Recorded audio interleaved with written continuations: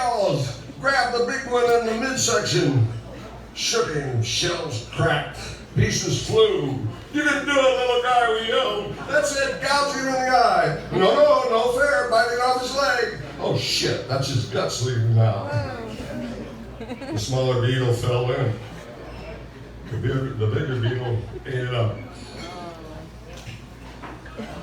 The light show, a staple of every rock and roll show to come, had been born.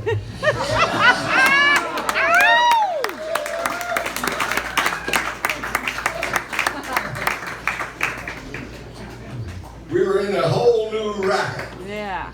Our dreams of making a big screen movie had been arrested.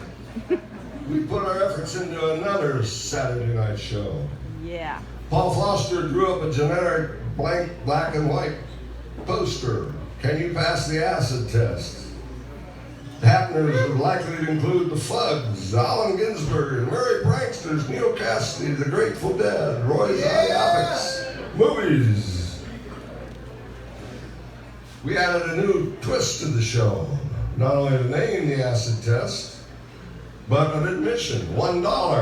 Got you an ID card, and in the back of the card was Uncle Sam, his psychedelic tie-dyed shirt, pointing and saying, "Can you pass the acid test?" What did that mean, pass the acid test? Huh? Back there in the back. You paying attention there? Yeah. This is lesson number 2. It's coming up on the test, you know. And thanks to our benefactor here, Milton, the winner of the test gets a free ticket to the next Juventus concert. Next what concert? Next what concert? Juventus. Oh, Juventus. You're like in your down and out. Yay. You're down and out. What did it mean to pass the acid test? It was a play on words. The acid test is a chemical experiment to see if an object is gold or not. You put acid on the object, gold takes it okay. If not, the acid eats the surface away. The expression, "can you pass the acid test," in our case, meant, can you get high and still function? There were no specific goals. Hey, now this is the third lesson. Listen up out there. There were no specific goals. We were discovering what was out there if you moved away from the norm. Huh? Saw you squares in here with your 9 to 5s, big cars. I'm just joking now. I thought we were the others.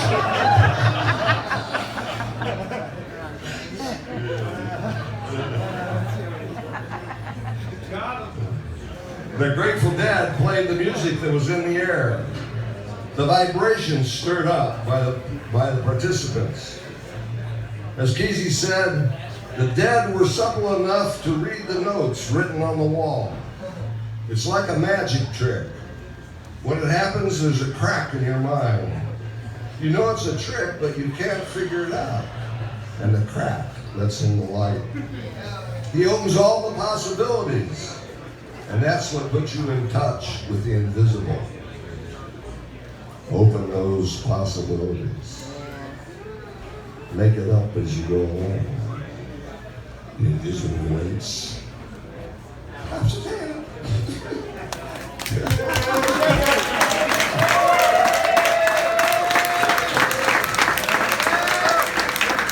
Thank you so much, but if we get that done.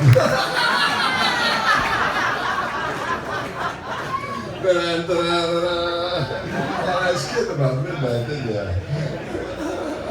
But thank you for your attention. It's really great. I love it when people listen when I'm doing this. Otherwise, I read it for myself. Okay, you'll love this now. All you have to do is say this. Stanley Housen. There you go.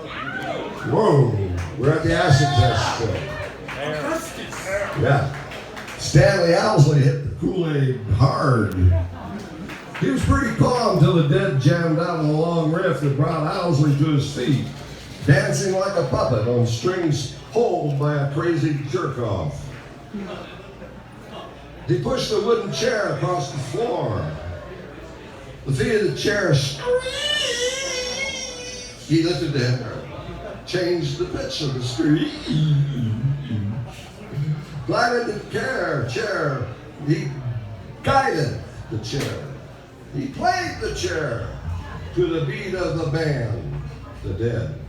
The screech rose and fell, dancers gyrated, when suddenly the swinging doors of the kitchen blew open and Neil Cassidy exploded into the room, pulling a dishwasher behind him by its hose.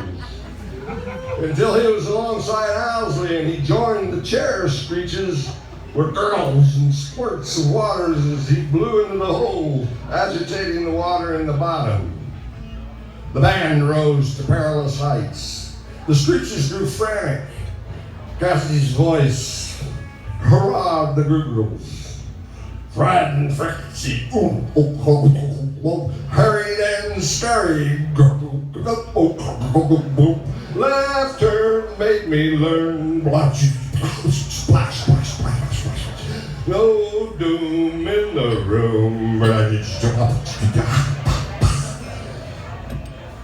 It was hallelujah time, come to Jesus time, and where the time became more shrill, a long-haired, straggly, bearded guy grabbed me by the shirt and yelled, I seen the light, and it is good. Then he spun away into the crowd. That was intense, Keezy said.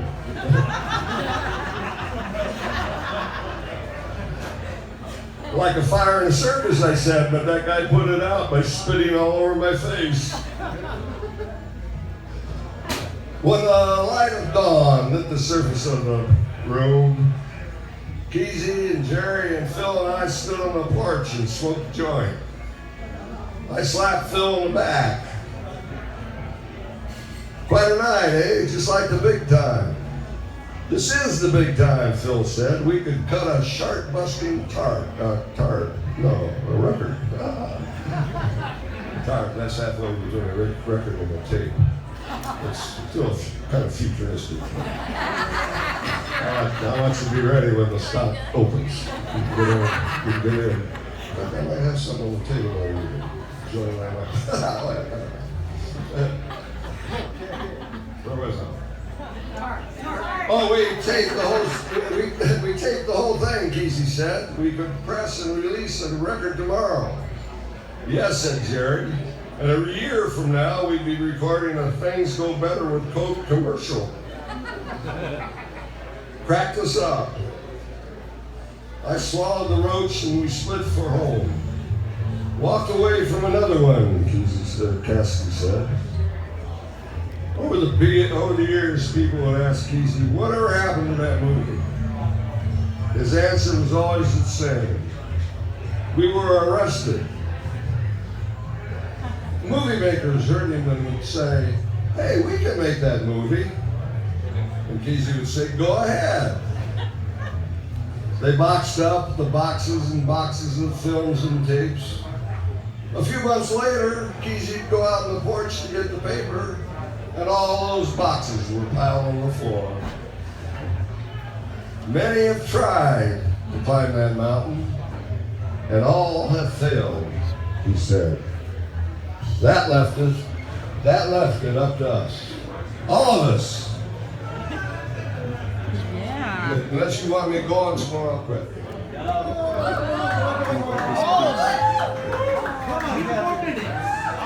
Where's Okay, there it is. I'll do one more. You'll like this a lot. I mean, that was something. That was good.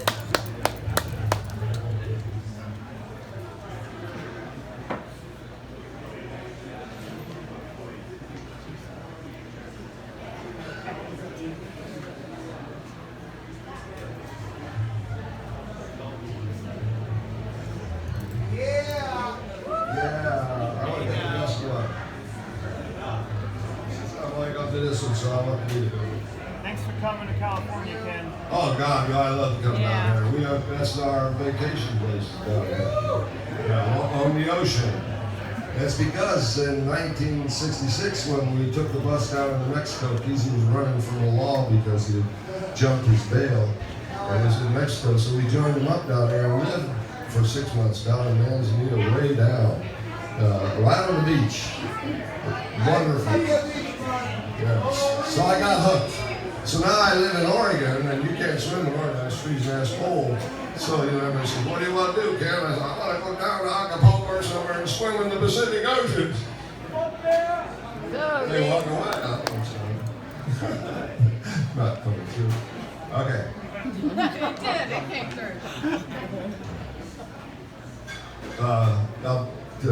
So that whole thing about making the movie, we finally got on it ourselves through computer digital editing, and finally we're releasing the movie that we've been talking about all this time. And we did this in an office we had up in Pleasant Hill behind the bank. So here we go. Okay, quiet back there. We're starting. Okay, students, put your cell phones away. Okay. We're making a movie. That's okay. When he walked into the office, I could tell Kesey's duck feathers were ruffled. That was great. He plopped in his chair and didn't start telling us about the shows he saw on TV the night before like he usually did. "I'd blown my stoic calm," he said. "Some jerk robbed our house yesterday, and in broad daylight, too. We saw him running out and taking off in an old car. I was going to accept it, though. Forgiveness, 9/10 of saintliness, and all that. Let it ride, not get hung up. He knew that thing about getting flustered in something and flaunting and wanting something. First you were obsessed, and next thing you know you were possessed. Vengeance is mine, said the Lord." Okay, Kesey would let the Lord handle it. Then he discovered his dad's cough drops. No, I'll say that again. He discovered his dad's cufflinks were gone. Hey man, did you hear about the guy who went down to the mat, the automat, and he put his quarter in his slot and he looked in there and said, and he yells, and put the opening, he yells back there, "Hey man, where's the apple pie?" "The apple pie is gone." "The apple pie gone? Hey, give me a piece of that crazy pie."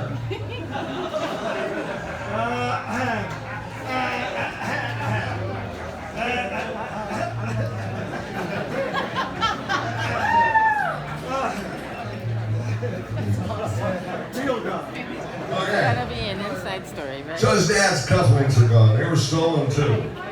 That tore it. Particularly when some guy showed up the next night and said that he had been talking to a friend of his who was bragging about stealing all his stuff at his house. And the guy said, "Don't you know whose house that was?" And he said, "No, it's a good thing for you." So anyway, he goes to Kesey and he tells him about it. And tells him where the guy lives in the trailer over on Seaview Loop Road. Okay. We headed out in my station wagon.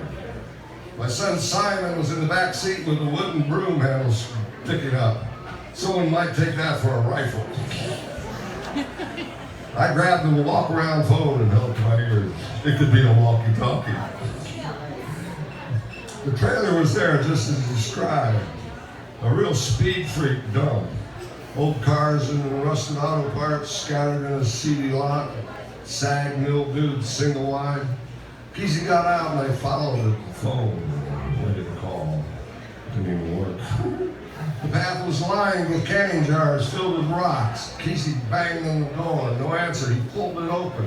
"Wait a minute," I said. "You're not going to go in there. Speed and guns go together like milk and cookies." The door was unlocked.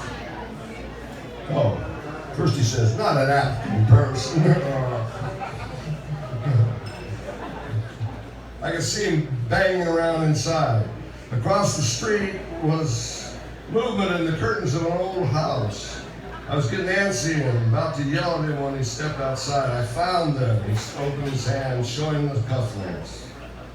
A fierce old lady came scuffling across the street. "What do you people want? There's no one home there. You shouldn't be snooping around." "We're Mormons, ma'am," Casey said. "Pushy bastard. You want to buy a subscription to the Watchtower?" Yeah. He didn't wait for an answer. We beat it out of there. He was thoughtful on the way home. "A real sad scene," he said. "All the windowsills were covered with beanie babies. There must have been hundreds of them." And you know, it just made me think. That beanie baby someone left at our house is not there anymore. I just realized that. "You planning on going back and look for it?" I said. "He can keep the beanie baby."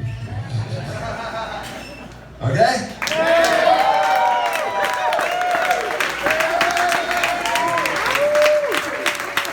Thank you, thank you, thank you. Now, I'll leave with one little thing, Kesey's song that he learned from some old guy. It's in his book, Notion book. When you walk the streets, you will have no cares if you walk the lines and not the squares. Before you die, make this your goal.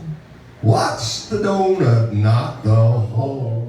Hole in your head, hole in the ground. Fell in the hole, I wished I was dead. Well, I crawled out of the hole, and this is what I said. Watch the donut, not the hole.